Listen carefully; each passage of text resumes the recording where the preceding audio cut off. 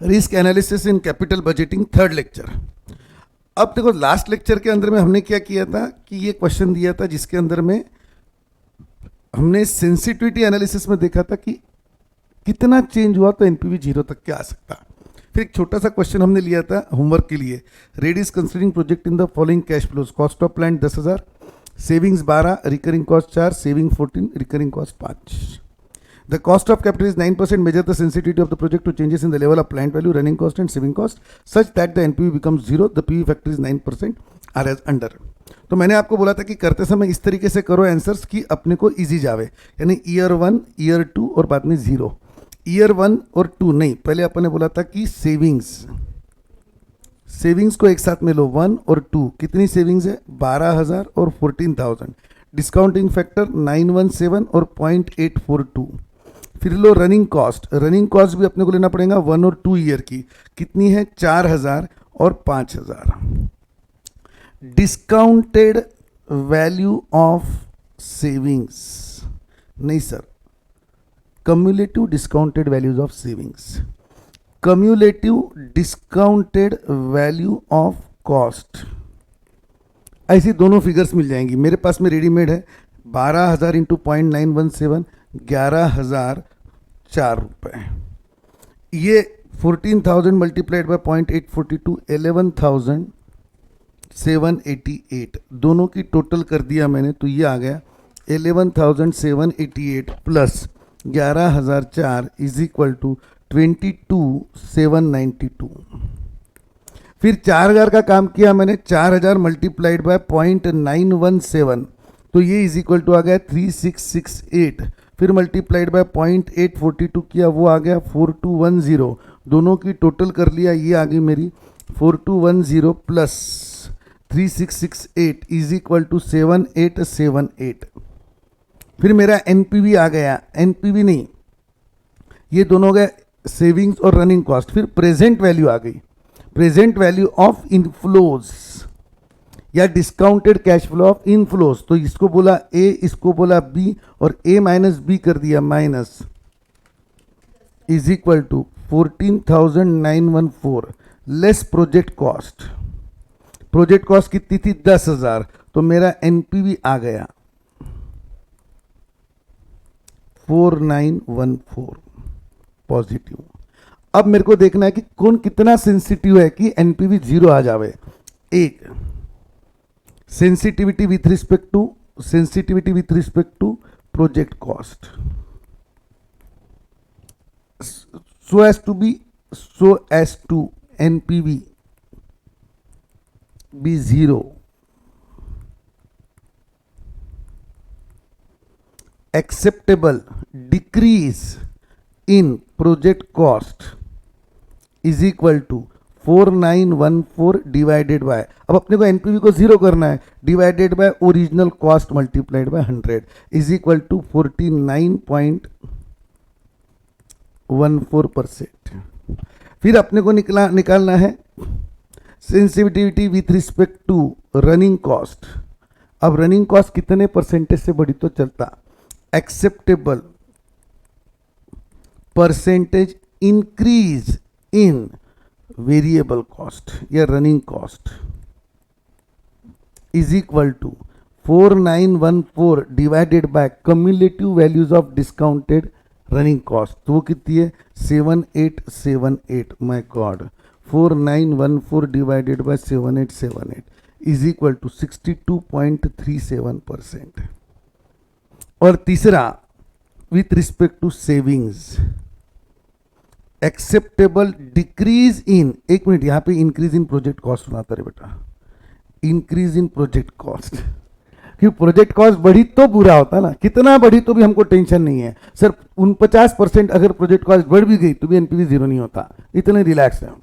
Running cost अगर 62% भी, running cost 62% से बढ़ भी गई तो भी टेंशन नहीं है सर, एनपीवी 0 नहीं होता। और savings acceptable decrease is equal to 4914 divided by 22,792,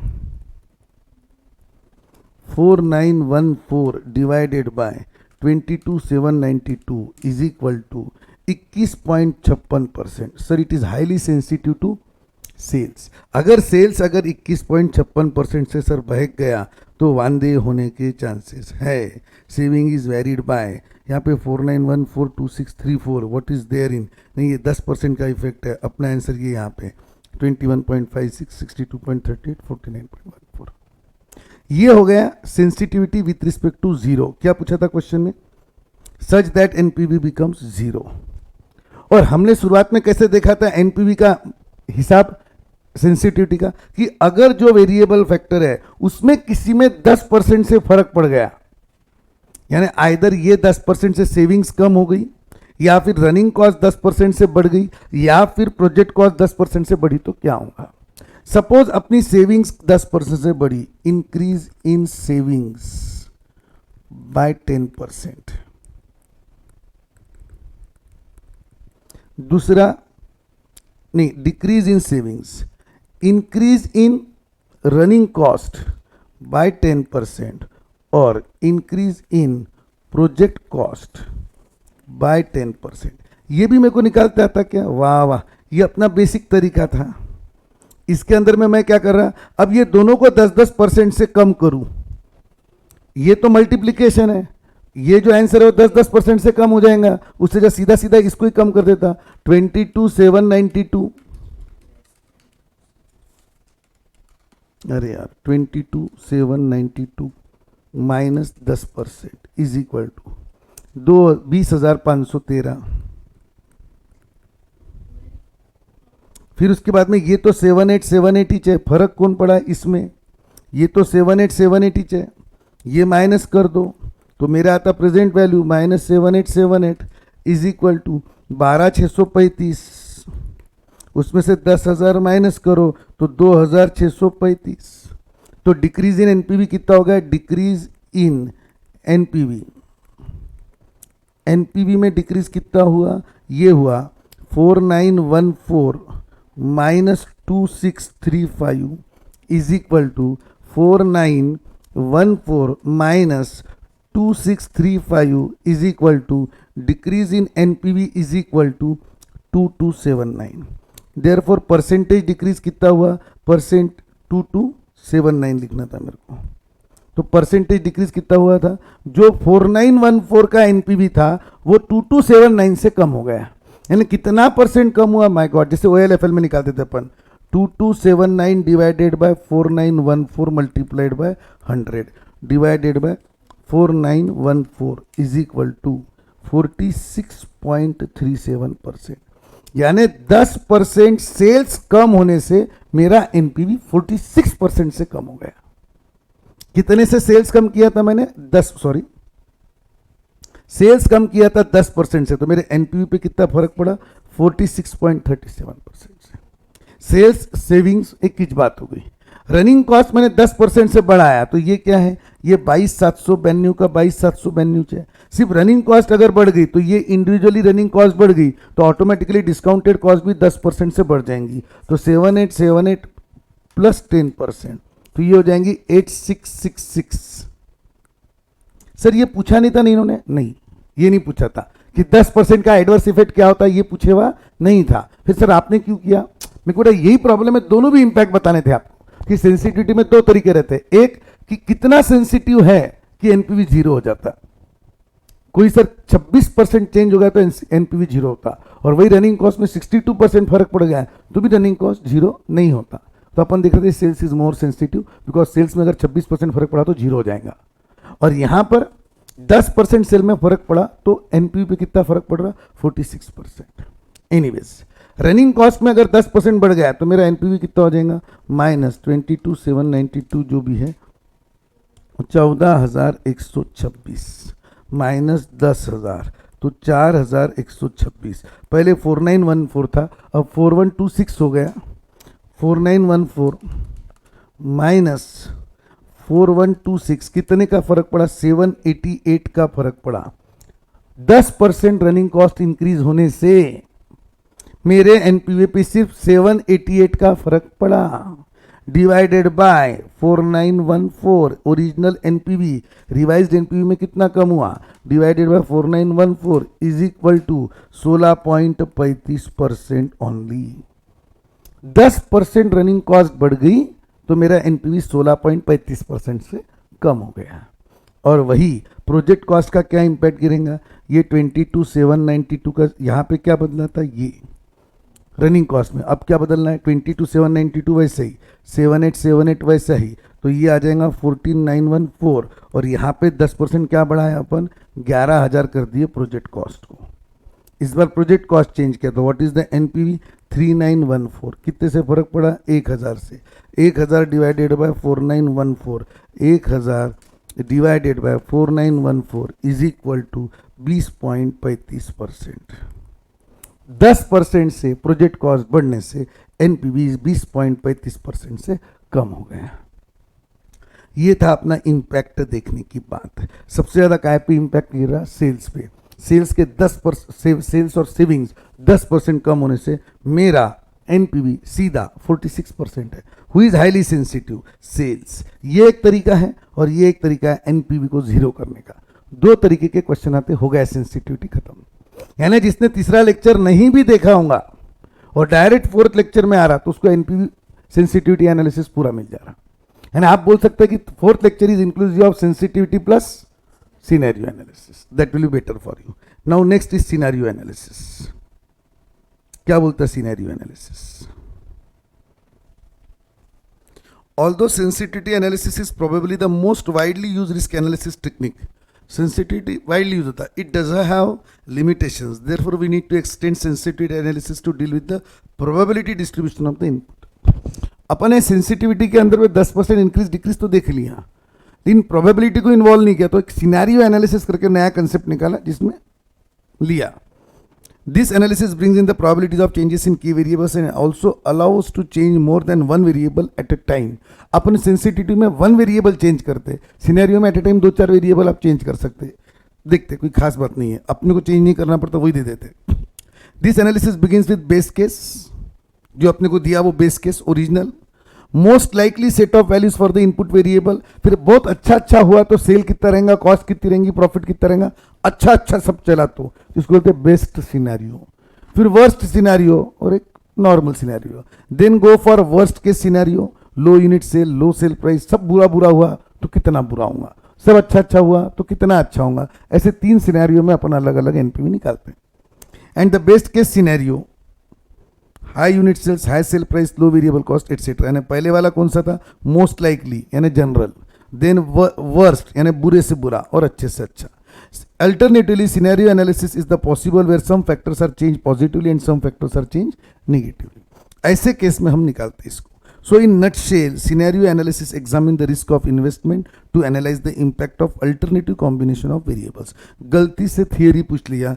Scenario analysis examine the risk of investment to analyze impact of alternative combination of variable on projects NPV और IRR।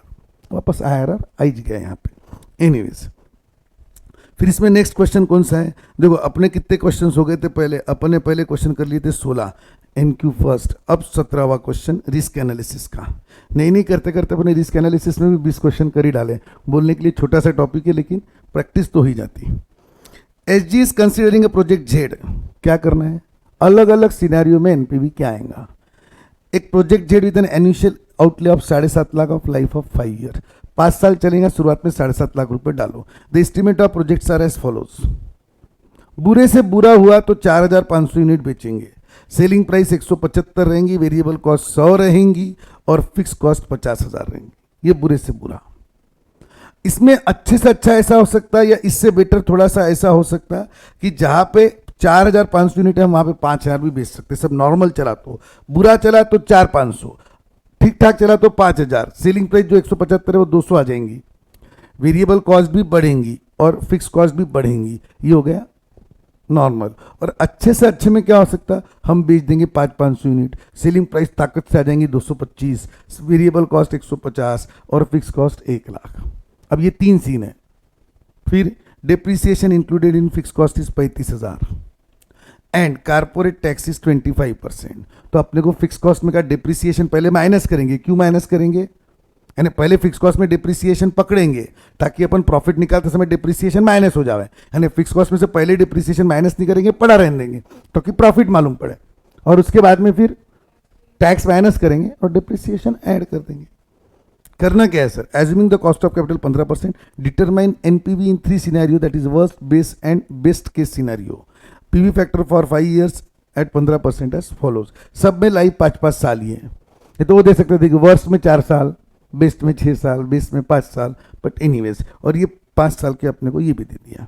अब इसके अंदर में जो एनुअल कैश फ्लोज है वो कांस्टेंट है हर case में, तो अपने को तो कम्युलेटिव लेना है, तो वांदा ही नहीं है। अब अपने को क्या करना है? कैश फ्लोज, पहला statement, cash flows after tax before depreciation.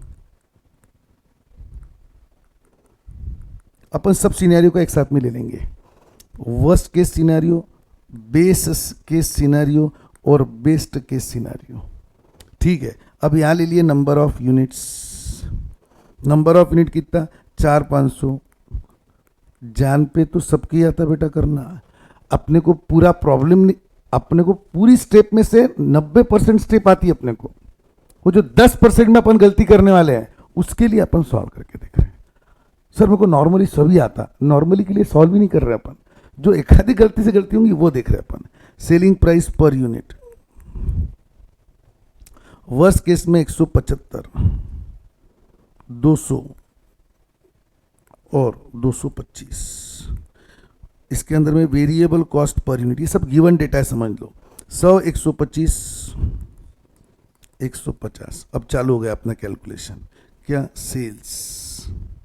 Sales में क्या लिया? Units multiplied by selling price. 4500 multiplied by 4500 multiplied by 175 is equal to 787,500 और 100 इज इक्वल टू 4,50,000। ये क्या हो गया मेरा? Variable cost, units multiplied by cost per unit, variable cost per unit. फिर 5,000 multiplied by 200 is equal to 10 lakh. 125 is equal to 6,25,000। 5,500 into 225 is equal to 12,37,500। 150 is equal to 8,25,000 minus 12,37,500, तो ये आ गया मेरा 4,12,500। यहाँ पे आ गया मेरा 3,75,000। यहाँ पे आ गया मेरा 787,500 minus 4,50,000 is equal to 337,500। Best, worst और मीडियम। फिर यहाँ पे आएंगी फिक्स कॉस्ट।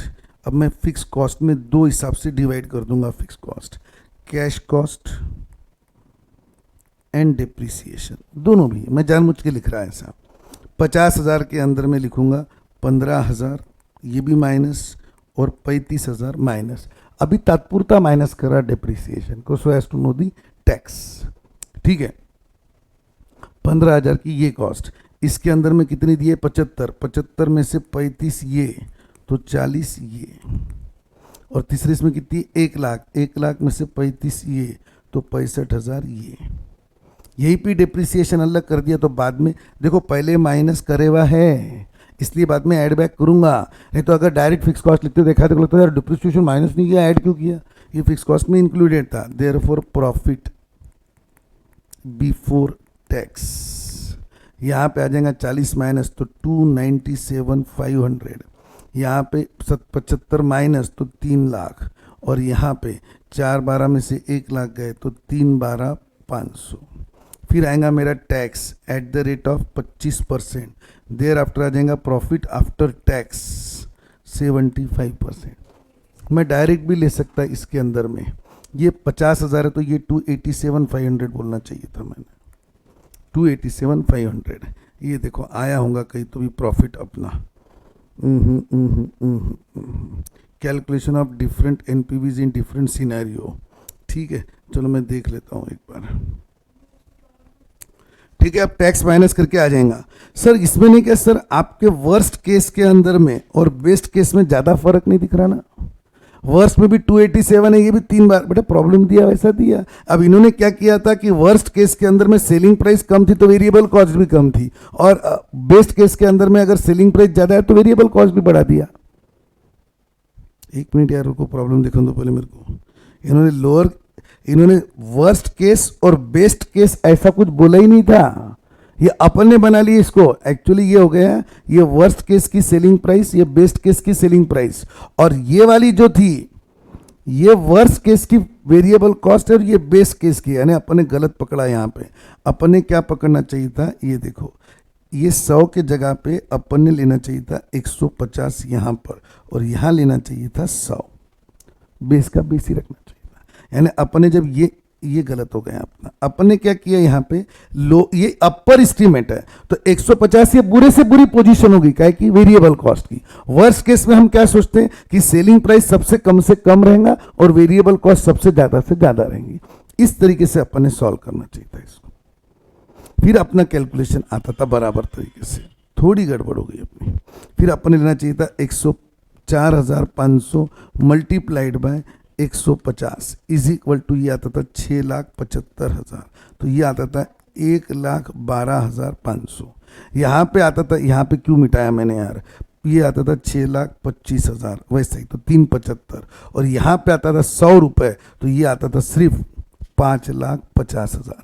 तो ये केस में आता था 12,37,500 माइनस 5,50,000 इज इक्वल टू 687,500। फिर यहाँ पे भी फिक्स कॉस्ट में भी उल्टा काम कर दिया अपन ने। यहाँ पे 1 लाख पकड़ना चाहिए 65,000 और यहाँ पे पकड़ना चाहिए 50,000, यानी यहाँ पे 1 लाख वर्स्ट केस में, बेस्ट केस में ऐसा। तो मेरा प्रॉफिट बिफोर टैक्स आता था 12,500, ये 3 लाख का 3 लाख है, और ये आता था 687 माइनस दिस, तो 637,500। अपन यहाँ पे कंट्रीब्यूशन पर यूनिट अगर निकाल लेते थे 25, यहाँ पे निकाल लेते थे 75 और यहाँ निकाल लेते थे 125, तो ये स्टेप पे से डायरेक्ट ये स्टेप पे आ सकते थे। अपने को जबरदस्ती सेल्स और वेरिएबल कॉस्ट निकालने का काम पड़ा। इन्होंने क्या किया देखो बोला, इन्होंने वैसे किया 25, 75, 125 डायरेक्ट, तो ये आ गया अर्निंग बिफोर टैक्स 12,500, 3 लाख और 6,37,500। क्या बोला था मैंने, जब सॉल्व करेंगे तब समझ में आएगा छोटी सी गलती अपन क्या करते हैं। अगर मैं यहाँ के यहाँ पे सॉल्यूशन टिका देता था तो शायद हम ये गलती ही नहीं करते थे। आपको लगता कि मेरे को आ रहा, मैं कर लूंगा, जब करेंगे तब मालूम पड़ेगा कितने बेवकूफ़पना कर रहे हैं। और फिर जब एग्जाम में ऐसा होता फिर कुछ नहीं कर सकते ना बेटा अपन।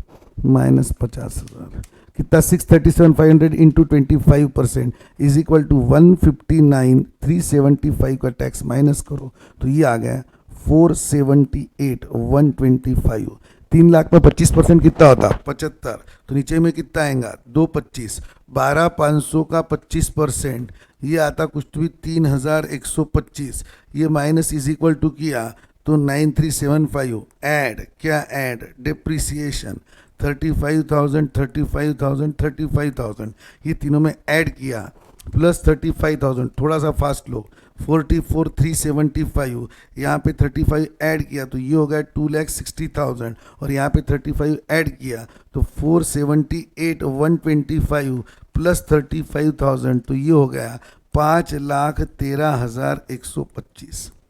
अब 5 ईयर का cumulative factor, cumulative discounting factor for 5 years, ये एनुअल कैश फ्लो था। अभी इसी को मैं कन्वर्ट कर ले रहा एंड एनपीवी स्टेटमेंट, ठीक है ना। ये annual cash flow after tax before depreciation होगा। क्यों? क्योंकि मैंने डिप्रिसिएशन यहाँ पे ऐड बैक कर लिया। बिफोर बोलेंगे, आफ्टर नहीं बोलेंगे, डिप्रिसिएशन अपन ने ऐड बैक कर लिया। इनका भी है कैसा, how initial outlay 750, 750, 750, cash inflow को 5 ईयर से डिस्काउंटिंग फैक्टर, 5 ईयर के डिस्काउंटिंग फैक्टर की टोटल है 3.353। ये कैलकुलेटर से मत करना, यहाँ पे दिए हुए हैं अपने को 5 साल की फिगर, इनकी ही टोटल मारना, 1 डिवाइडेड बाय वगैरह वगैरह करके करेंगे तो आपका और उनका आंसर अलग आएगा, ध्यान में रखना। Into 3.353 is equal to 17,00,000 20,508, 2,60,000 3.353 multiplied by 2,60,000 is equal to 871,780, उसके बाद में 44,375 इज इक्वल टू 148,789। ये हो गया मेरा discounted values of cash inflow less project cost. कितनी है? 10 लाख जारी, 10 लाख है कि 7.5 लाख है? एक सेकंड, 7.5 लाख है नहीं, तो चलो 7.5 लाख माइनस करते हैं। 7.5 लाख, 7.5 लाख, 7.5 लाख। तो बेस सिनेरियो में क्या, बेस सिनेरियो में अपने को पॉजिटिव एनपी आ जाएगा। कितना पॉजिटिव एनपी आएगा? 9 लाख, अरे यार 17,20,508 माइनस 7,50,000 इज इक्वल टू 9,70,508। ठीक है, यहाँ पे कितना आएगा? 21,000 नहीं, 1,21,780 पॉजिटिव, और यहाँ पे निगेटिव आ जाएगा बहुत गंदा गंदा। 148,789 minus 7.5 lakh is equal to 6,01,211 का निगेटिव वाला एनपी। ये इस तरीके से आएगा। तो वर्स्ट केस में क्या होगा? हमारे को नेगेटिव एनपी भी आएगा, पॉजिटिव एनपी आएगा, पॉजिटिव एनपी आएगा। बस इतना ही अपने को अलग अलग सिनेरियोज में एनपी निकालना है। ऐसा समझो कि एक क्वेश्चन में 3 क्वेश्चन मर्ज है। नेक्स्ट, पर गलती कितनी खतरनाक किया था अपन ने कि बेस्ट केस के अंदर में अपन वेरिएबल कॉस्ट बढ़ा रहे थे। AR limited has under its construction project with initial investment of 90 lakh. शाबाश, और टफ कर दिया क्वेश्चन को। 3 probable cash inflow scenario with their probability of occurrence have been estimated as follows. Annual cash inflow 20 lakh भी हो सकता, 30 लाख भी हो सकता, 40 लाख भी हो सकता। अच्छा होने की प्रोबेबिलिटी 0.2, बुरा नॉर्मल होने की 0.3 और अच्छा होने की बुरा होने की 0.2, अच्छा होने की 0.1 और ठीक ठाक 70%। The project life is 5 years and the desired rate of return is 18%. The estimated terminal values for the project asset under the 3 probability alternatives are 0 terminated estimated values 20 lakh या 30 लाख रुपए।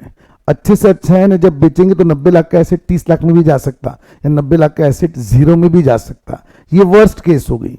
यानी मेरे को क्या समझ में आ रही, ये वर्स्ट और ये वर्स्ट, ये बेस्ट नहीं, दूसरे पेन से लेते हैं अपन, ये बेस्ट और ये बेस्ट, और मिडल वाला जो है वो है बेस है सर। लेकिन इन्होंने प्रोबेबिलिटी भी दिया, तो एक ही क्वेश्चन में 2 तरीके से सॉल्व कर सकता।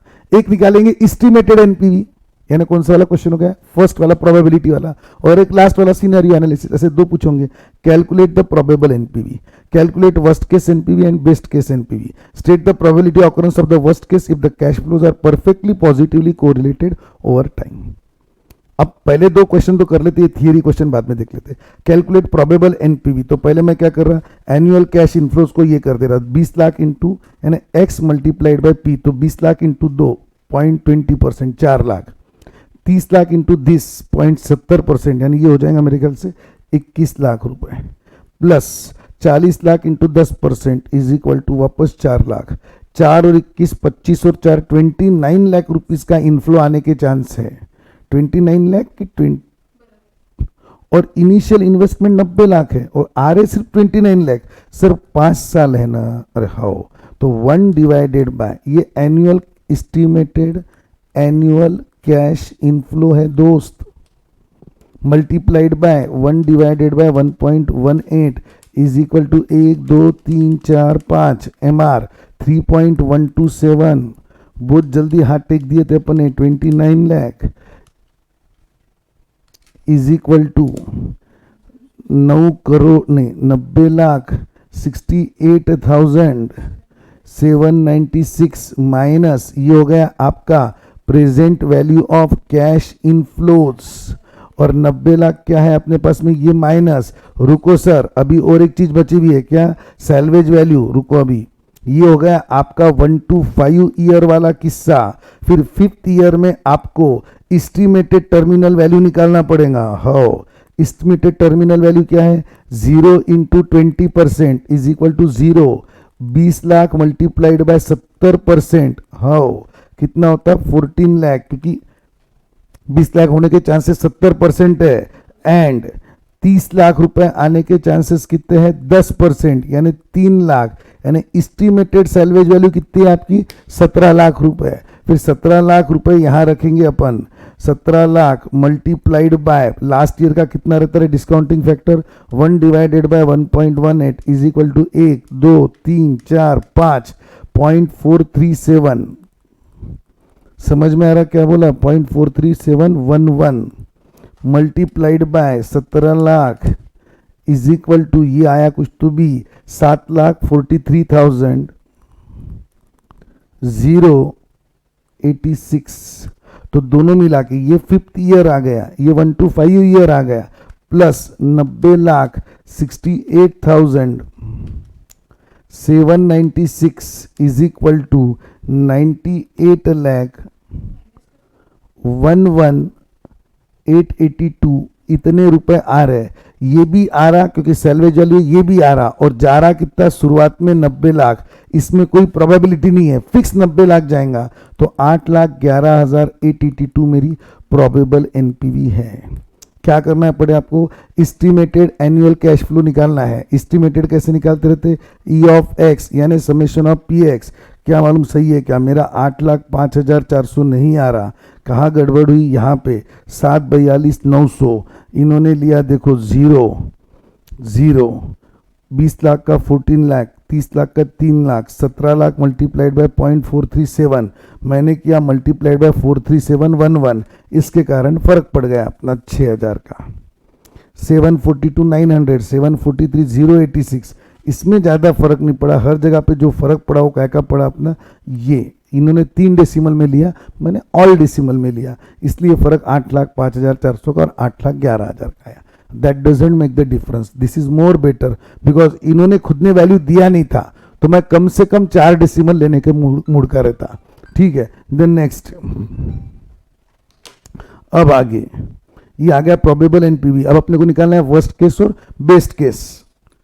अब बेस्ट केस एनपीवी में क्या करेंगे अपन, या वर्स्ट केस एनपीवी में क्या करेंगे, इनफ्लो लेंगे अपन 20 लाख का, ठीक है, और उसको मल्टीप्लाई करेंगे अपन 3.97 से। अभी बता देता मैं, ये हो गया वर्स्ट केस, ये हो गया बेस्ट केस। यहाँ पे बताया 20 लाख, यहाँ पे बताया अपन ने पापा कितना है 40 लाख, मल्टीप्लाई किया तुम्हारा 3 कहाँ गए रे भैया 3.127 से मल्टीप्लाई कर दिया, 3.127 से मल्टीप्लाई किया तो 20 लाख को अगर मल्टीप्लाई करूँ मैं इंटू 3.127 तो ये आता 62,54,000, और ज़ीरो अपना जो ये 1 to 5 ईयर का हो गया, और 5 ईयर में सैलरी वैल्यू कितनी आ रही 0, तो यहाँ पे आएगा 0, तो मेरा कैश फ्लोस कितना आ जाएगा, डिस्काउंटेड कैश इनफ्लो कितना आएगा 62,54,000, और शुरुआत में जा रहे कितने 90 लाख रुपए, तो मेरा एनपीवी क्या आ रहा, ताकत से निगेटिव आ रहा 27,46,000 निगेटिव एनपीवी। और बेस्ट केस में क्या आ रहा 40 lakh multiplied by 3.127 multiplied by 40 lakh, double ही ले लो सर सीधा सीधा, हाँ 12 लाख नहीं 1,25,08,000, और 5वें साल में कैसे मल्टीप्लाई करना पड़ेगा मेरे को 30 लाख से, तो 30 लाख मल्टीप्लाइड बाय 5वें साल का हिसाब 0.43711 इसके साथ में मल्टीप्लाई करने पड़ेगा, मल्टीप्लाइड बाय कितना 30 lakh is equal to 13,11,330 is equal to 1,38,19,330 minus 90 lakh, तो बेस्ट केस में मेरा एनपीवी कितना आएगा 48,99,330। अब उनका आंसर में मेरे आंसर में 10-15 हज़ार का फर्क रहेगा, यह गलत भी हो सकता है। 48,11,000 27,50,000 27,50,000 48,90,000 जो भी है, इस तरीके का हो गया 11,000, और यहाँ पे कितना है 99,000, इतना फर्क पड़ गया। क्यों इतना फर्क पड़ा रे भैया मेरे, देखो बोला 90 लाख जा रहे, 13,11,000 मेरा ये आया, यहाँ पे 13,11 आ गया, और 1,25,00,000 में इतना फर्क पड़ गया काय का डेसिमल का। पर ठीक है ना, कम्युलेटिव फैक्टर मैंने एक साथ में 3 पॉइंट पूरा के पूरा लंबा चौड़ा ले लिया 3.127 और वो अलग आता होगा, इसलिए फर्क पड़ गया। Anyways the things are like this. अब ये आ गया आपका बेस्ट केस एनपीवी, ये आ गया वर्स्ट केस एनपीवी। अब इन्होंने जो क्वेश्चन पूछा था वो क्वेश्चन क्या था देखो एक बार अच्छे से, फिर उसका आंसर बनाने की कोशिश करते हैं। State the probability occurrence of the worst case if the cash flows are perfectly positively correlated over time. Probability of occurrence of worst case 20%, और क्या बोल सकते हैं अपन, या वेरी लो, नहीं मालूम मेरे को यार। The cash flows are perfectly positively correlated over time means cash flows in the first year will be cash flows in subsequent year. The cash flow of 20 lakh is the worst case and cash flow at its probability is 20%. Thus possibility of worst case is 20% or 20%. कुछ समझ में नहीं आया what they want to से। और फिर last problem क्या है, ये इलस्ट्रेशन 8, इसमें थोड़ा सा मजेदार किस्सा करे हुआ है। ईयर 1, ईयर 2, ईयर 3 भी दिए हुआ है। X limited is considering project with the initial outlay of 14 lakh and the possible 3 cash inflow attach with the project as follows. ये क्वेश्चन सबका मिला के एक क्वेश्चन है, इसको अच्छे से देख लो। मेरे को ये समझ में आ रहा, फोर्थ लेक्चर में प्रोबेबिलिटी भी हो गया, सिनेरियो एनालिसिस भी हो गया, सेंसिटिविटी भी हो गया, और रिस्क एडजस्टेड और सर्टेनिटी इक्विवेलेंट वैसे भी सिंपल है। एक ही लेक्चर में सब मैनेज हो जाता है। सबसे छोटा लेक्चर बोलने के लिए देखते हैं, मेरे को मालूम नहीं सबसे छोटा है कि नहीं है। वर्स्ट केस में क्या है, ईयर 1 में 450, ईयर 2 में 400 और ईयर 3 में 700। जबकि मोस्ट लाइकली केस में, जनरल केस में 550, 450 और 800, और बेस्ट केस में इस तरीके से। तो तीनों केस का वर्स्ट केस, मोस्ट लाइकली और बेस्ट केस का एनपीवी पूछाऊंगा। Assuming the cost of capital 9%, determine NPV in scenario. तो देखो ये 0.917 है, अपन बोलते हैं project A, project B, project C, ऐसा बोल के करो, या वर्स्ट केस, बेस्ट केस और मोस्ट लाइकली केस और बेस्ट केस ऐसा करके बोलो। इनिशियल आउटले सब में 1400 है, 450 into this, 550 into this, 650 into this, ऐसा करके किया तो वर्स्ट केस में एनपीवी निगेटिव आ रहा, इसमें 100 आ रहा और इसमें 312 आ रहा। ये तो निकलते आता, यहाँ तक कि कोई विषय नहीं है। अब क्या है सर, आप तो बोलो तो ऐसा क्वेश्चन है, वैसा क्वेश्चन है, कुछ तो नहीं है सर। हो गया, रुको ना, 10 मार्क का है ना। If XYZ limited is certain about the most likely result but uncertain about the third years cash flow, यानी उनका ऐसा बोलना है कि इनको मालूम है कि ईयर 1 में 550 ही होगा, ईयर 2 में 450 ही होगा। They are most certain about the most likely result but uncertain about the third year cash flow. लेकिन तीसरे ईयर में 700 होगा, 800 होगा या 900 होगा, वर्स्ट होगा, बेस्ट होगा या मोस्ट लाइकली होगा, इसके बारे में they are worried, they are uncertain. Analyse what will be the NPV expecting worst scenario in the third year. यानी तीसरे ईयर में वो बोलते हैं काम करो, 700 लेके काम कर लो। हो गया, तो 550, 450 और 700 ये तीनों की टोटल कर लो, इसको डिस्काउंटिंग फैक्टर करो। यानी क्या करें अपन, ये 504.35, ये 378.90 और वर्स्ट केस के 700 का 540.40, इसकी टोटल कर लेते। ये आ जाएगा 540.40 प्लस 378.40 नहीं 90 प्लस 504.35 इज इक्वल टू आ गया 1423.65 माइनस शुरुआत में कितने जा रहे 1400, यानी हो क्या रहा, यानी हो रहा हमारा 23.65 का पॉजिटिव एनपीवी आ रहा, वगैरह वगैरह वगैरह वगैरह। यहाँ पे इन्होंने राउंड ऑफ न करते हुए पूरा लिया, 5,04,570, 3,78,765 और 5,40,540 वगैरह वगैरह, तो 23,875 इस तरीके से आया। ये रुपीज़ इन 1000 है, अपने वैसा के वैसा किया, इसलिए ये आया 23.65। Whatever the matter is 23 point something answer आ रहा, 23,000 समथिंग पॉजिटिव एनपीवी। इस तरीके से बेस्ट केस, वर्स्ट केस वगैरह आता। यहाँ पे अपना पूरा एफएम कंप्लीट हो जाता, each and everything including theory and all those things. Most likely subject जिसमें आप 60 में से 58 प्लस ले सकते, सब्जेक्ट टू की आपकी थियरी अच्छी तैयार करके जाओ। ये सबसे काम का सब्जेक्ट है पूरे इंटरमीडिएट में। All the best, thank you, take due care of your second group as well as total C intermediate. Bye.